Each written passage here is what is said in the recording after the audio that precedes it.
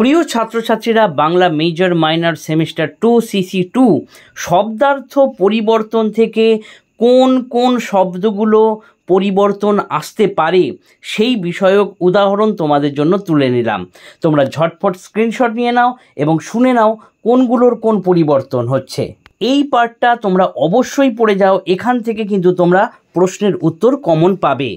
প্রথম রয়েছে বর্ষ, আদি অর্থ বর্ষাকাল এবং পরিবর্তিত অর্থ পুরো বছর, অর্থ বিস্তার।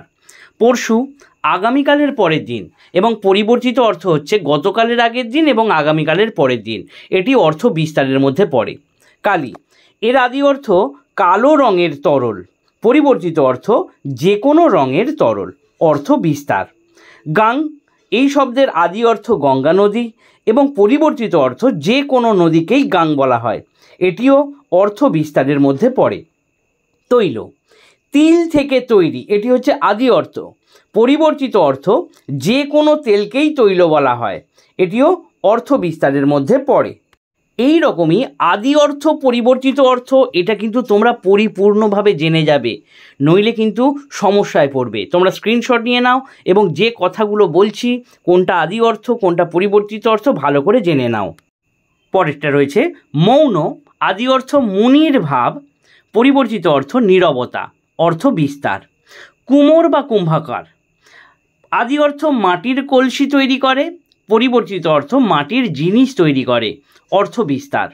সাপদ, কুকুরের মতো পা, এটা হচ্ছে আদি অর্থ এবং পরিবর্তিত অর্থ হচ্ছে হিংস্র, এটা অর্থ বিস্তারের মধ্যে পড়ে। অন্ন, যে কোনো খাবারকেই অতীতে অন্ন বলা হতো, তবে বর্তমানে অর্থাৎ পরিবর্তিত অর্থ হচ্ছে ভাত, এটি অর্থ সংকোচনের মধ্যে পড়ে। ঘাস, যা খাওয়া যায়, পরিবর্তিত অর্থ তৃণ, অর্থ সংকোচের মধ্যে পড়ে। এরপরের পার্টগুলো দেখে নাও। দ্বিজ, আদি অর্থ দুইবার জন্ম যার, পরিবর্তিত অর্থ ব্রাহ্মণ, অর্থ সংকোচের মধ্যে পড়ে। জলদ, আদি অর্থ যে জলদান করে, পরিবর্তিত অর্থ মেঘ, অর্থ সংকোচ। নীড়, আদি অর্থ বাসা, পরিবর্তিত অর্থ পাখির বাসা, অর্থ সংকোচন। সন্দেশ, আদি অর্থ খবর, পরিবর্তিত অর্থ বিশেষ মিষ্টান্ন বা নিরস রসহীন মিষ্টান্ন বলা চলে, এটি অর্থের রূপান্তর। গবেষণা শব্দের আদি অর্থ গরু খোঁজা এবং পরিবর্তিত অর্থ বিজ্ঞানসম্মত অনুসন্ধান, এটি অর্থের রূপান্তরের মধ্যে পড়ে। মৃগ শব্দের আদি অর্থ পশু, পরিবর্তিত অর্থ হচ্ছে হরিণ, এটি অর্থ সংকোচন। উজবুক, আদি অর্থ উজবেকিস্তানের বাসিন্দা এবং পরিবর্তিত অর্থ বোকা লোক, অর্থের রূপান্তর।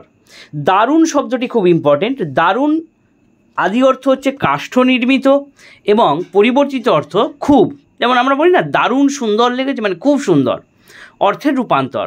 কলম, আদি অর্থ স্বর বা খাগ, পরিবর্তিত অর্থ লেখনী, অর্থের রূপান্তর।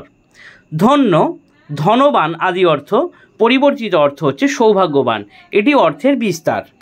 পরেরটা মন্দির শব্দের আদি অর্থ গৃহ বা ঘর, পরিবর্তিত অর্থ দেবালয়, এটি অর্থের প্রসার বা অর্থের উন্নতির ক্ষেত্রেও বলা চলে।